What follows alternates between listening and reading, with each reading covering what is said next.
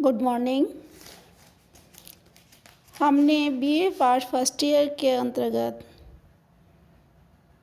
Paper second में पाठ्य परिदृश्य को लेकर चर्चा की। उसी परिचर्चा को आगे बढ़ाते हुए हमने बात की थी जीएस घुर्रे की, जिनका समाजशास्त्र में महत्वपूर्ण स्थान है और प्रथम समाजशास्त्रियों की श्रेणी में वो भारत में माने जाते हैं। हमने पूर्व में बताया था कि जीएस घुर्रे ने अनेक विषयों पर लिखा और ऐतिहासिक और भारतशास्त्रीय पद्धति के माध्यम से उन्होंने भारत के समाज में अनेक पक्षों की विस्तृत चर्चा की, या यूँ कह सकते हैं कि उनकी महत्वपूर्ण कृतियाँ थी जिनके द्वारा हम भारतीय समाज को जानने का प्रयास करते हैं। जिसमें हमने एक कृति थी भारतीय साधु, इंडियन साधुज की चर्चा की। दूसरा, उन्होंने मानव शास्त्रीय और समाजशास्त्रीय पत्रों का संकलन करके मानवीय समाज को समझाने का प्रयास किया। उन्होंने एक पुस्तक लिखी भारत में सामाजिक तनाव, कि किस तरह से तनाव होता है, संघर्ष क्या होता है और किस तरह से मुसलमान ईसाइयों का प्रभाव भारतीय समाज पे पड़ा, और कहीं न कहीं ये तनाव इन समाजों में हमें देखने को मिला। इसी तरह उन्होंने सिटीज एंड सिविलाइजेशन पर कुछ चर्चा की, कल्चर एंड सोसाइटी पर विस्तृत चर्चा की। उसी चर्चा को हम आगे बढ़ाते हुए आज बात करते हैं। उन्होंने एक पुस्तक लिखी थी कास्ट, क्लास एंड ऑक्यूपेशंस। असल में ये पुस्तक दो पुस्तकों को मिलाकर संकलित की गई थी। जैसे पहली पुस्तक थी caste and class in India तथा caste and race in India. इन दोनों को मिलाकर जो एक किताब लिखी गई जाति, वर्ग एवं व्यवसाय, जिसमें 12 अध्याय रखे गए थे। और यह किताब इनकी एक महत्वपूर्ण कृति मानी जाती है, या यूँ कहें समाजशास्त्र में या भारतीय समाज को समझने के लिए ये जाति, वर्ग व व्यवसाय एक महत्वपूर्ण आधार है, जिसके द्वारा हम भारतीय समाज में जाति प्रथा के लक्षणों, स्वरूपों, विभिन्न समय में जाति की क्या स्थिति रही है, प्रजाति एवं जाति में क्या संबंध रहा है, और भारत के बाहर जाति के तत्व कितने पाए जाते हैं, जाति की उत्पत्ति किस तरह से हुई, और जाति और व्यवसाय में क्या संबंध रहा, वर्ग के कार्य और जाति के क्या कार्य रहे हैं, वह जाति का भविष्य क्या होगा, आदि विषयों पर चर्चा विस्तृत रूप से चर्चा की है, जिसकी चर्चा हम आगे भी करेंगे। उनकी अगली कृति थी निग्रो अफ्रीका में प्रजातीय संबंध। इस पुस्तक में प्रोफेसर घुर्रे ने अफ्रीका में प्रजातीय भेदभाव पर आधारित निग्रो समस्या पर अपना अध्ययन प्रस्तुत किया।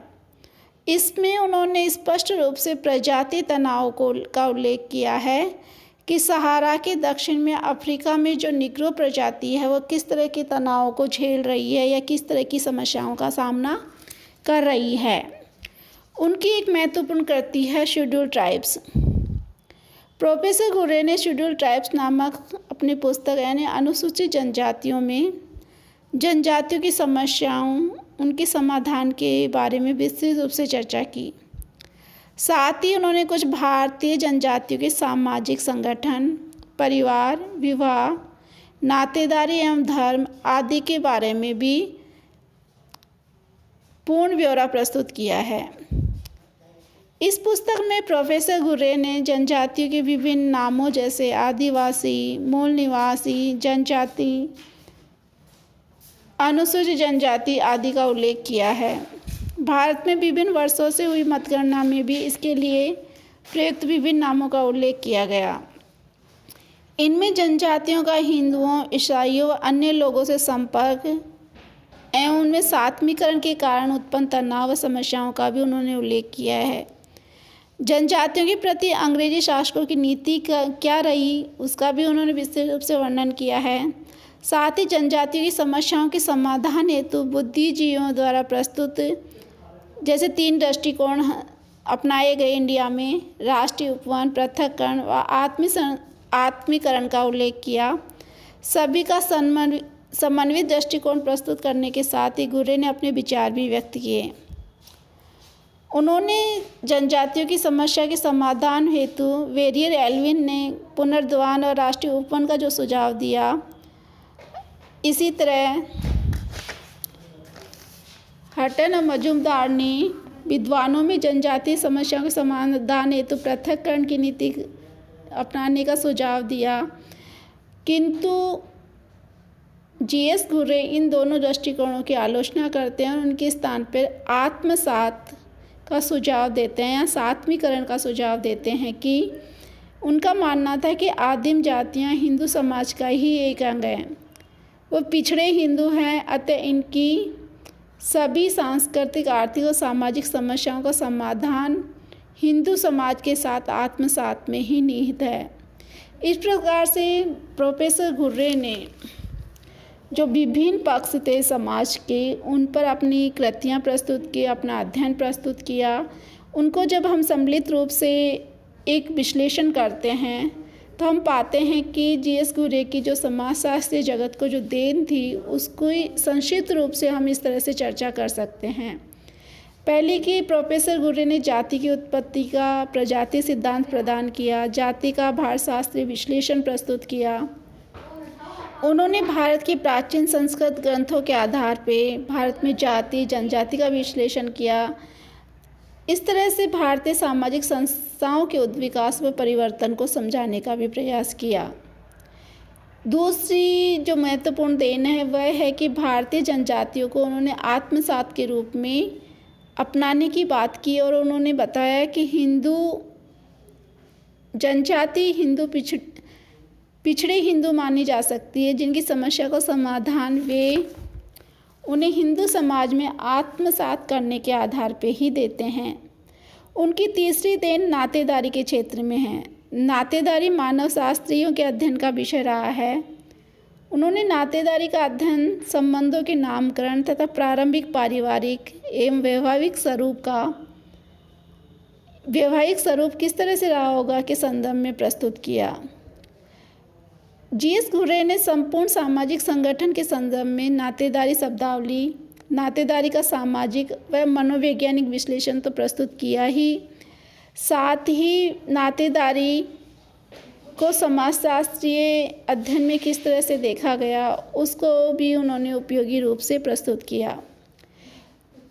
घुर्रे की चौथी देन उनके लेखन में समाजशास्त्र शोधों का संकलन रहा है, जिसकी हमने पूर्व में चर्चा की कि मानव शास्त्रीय और समाजशास्त्रीय दृष्टि से उन्होंने विभिन्न शोधों को किस तरह से संकलित करके भारतीय समाज को समझाने का प्रयास किया।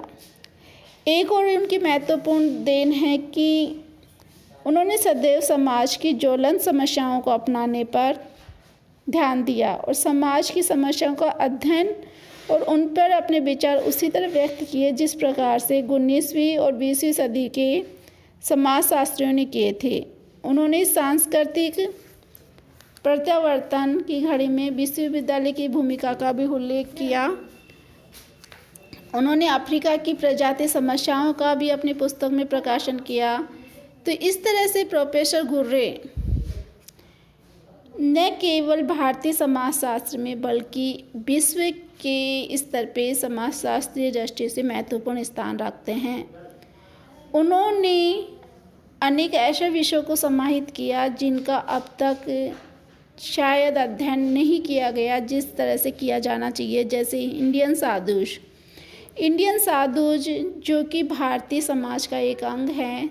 तो उन्होंने किस तरह से भारतीय समाज में जो साधु हैं वो किस तरह से स्थान रखते हैं, हमारी संस्कृति और समाज में उनका क्या महत्व है। इसी तरह जो भारतीय समाज में जो सामाजिक तनाव की स्थिति है उसको उन्होंने किस तरह से प्रस्तुत किया। तो ये सारी चीज़ें उन्हें भारतीय समाज शास्त्र के में एक महत्वपूर्ण स्थान प्रदान करती हैं। इस तरह से हम कह सकते हैं कि घुर्रे भारत में और विदेशों में एक श्रेष्ठ समाजशास्त्री के रूप में ख्याति प्राप्त की और उन्होंने वो सब कुछ लिखा जो एक समाजशास्त्री दृष्टिकोण से भारतीय समाज को समझने में सहायक हो सकते हैं। जैसे उन्होंने जाति वर्ग व्यवसाय पे बहुत ऐसा कुछ लिखा है जिसकी को समझे बिना हम जाति को नहीं समझ सकते, जिसकी विस्तृत चर्चा हम अगले वीडियो में करेंगे। और ऐसे अनछुए पहलू जिनका भारत में सामाजिक तनाव, उनकी समस्या समाधान, जनजातियों की समस्या समाधान, यहाँ तक कि जो क्षेत्र मानव शास्त्रीय दृष्टिकोण से महत्वपूर्ण माना जाता है उसके भी अनेक लेखों का संकलन उन्होंने किया। तो भारतीय समाजशास्त्र में उनको एक श्रेष्ठ समाजशास्त्री के रूप में सदैव याद किया जाता रहेगा। धन्यवाद।